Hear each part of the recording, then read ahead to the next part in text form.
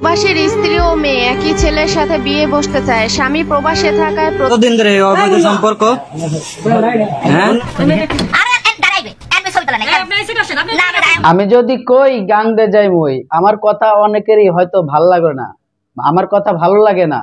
দেখেন আজকে যে শুরু থেকে যে ভিডিও ক্লিপের অংশ দেখেছেন, মা আর মেয়ে একই ছেলের সাথে একই ঘরে রাত কাটাইছে।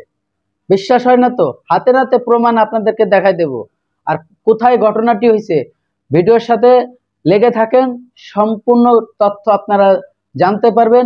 এবং অনেকে বলেন যে আপনি বিভিন্ন ধরনের কথা বলে দেখেন না, সম্পূর্ণ ভিডিওটি দেখাবো। ভিডিওটি বাংলাদেশের কোন প্রান্তে আপনারা জানতে পারবেন। আর এই ঘটনাটি কেন হয়েছে সেটাও আপনারা হয়তো অনেকেই জানেন। স্বামী প্রবাসে থাকলে কি কি হয় আজকের এই ভিডিওতে আপনারা জানতে পারবেন।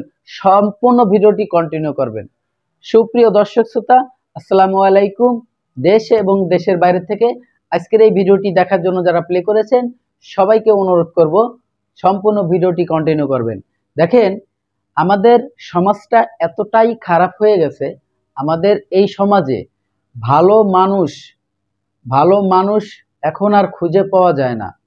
কারণ রুচিবোধ, মানুষের রুচিবোধটা কতটা যে জঘন্য হয়েছে এই ভিডিওটি আপনারা না দেখলে বুঝতে পারবেন না। যে মা যার সাথে সম্পর্ক করে, মেয়ে কিভাবে তার সাথে সম্পর্ক করে, অথবা মেয়ে যার সাথে ওঠা বসা করে, প্রেমের আবদ্ধ আছে, তাদের দৈনিক শারীরিক চাহিদা পর্যন্ত মিটাচ্ছে, সেই মেয়ের বয়ফ্রেন্ডের সাথে কিভাবে তার মা এই কাজগুলি করতে পারে। তাহলে এবার ভাবেন রুচিবোধ মানুষের কোথায় যে দাঁড়িয়েছে।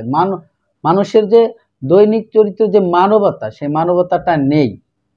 প্রিয় দর্শক, ঘটনাটি কোথায় ঘটেছে ইতিমধ্যে আপনারা হয়তো বুঝতে পারছেন।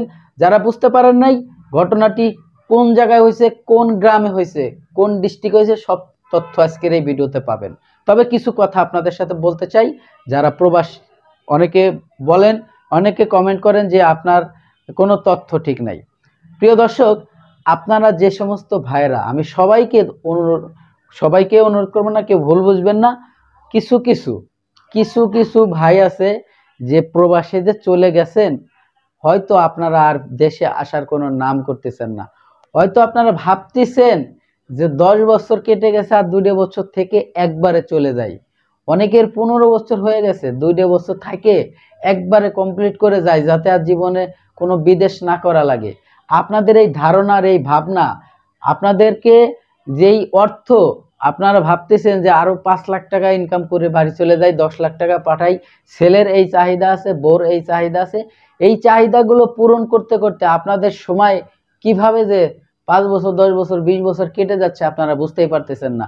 কিন্তু আপনাদের যে সন্তানরা রয়েছে, সেই সন্তানটা আসলেও কি তারা সুশিক্ষায় শিক্ষিত আছে এবং তারা কি আদৌ মানুষ হচ্ছে? যে স্ত্রীর কাছে আপনি রেখে গেছেন, সেই স্ত্রী কি আসলেও আপনার সাথে সেই ধরনের আচরণ করতেছে না আপনার আছে? এটা কিন্তু আপনার বুঝতে হবে, আপনার ফ্যামিলির বুঝতে হবে। যদি এই ঘটনার মতো আপনার জীবন মিলে যায় তাহলে আপনার জীবন নরক। আপনি বেঁচে থাকা আর মরে যাওয়া একই কথা। মরে যেয়ে আপনি হয়তো শান্তি পাবেন, কিন্তু বেঁচে থেকে আপনি শান্তি পাবেন না।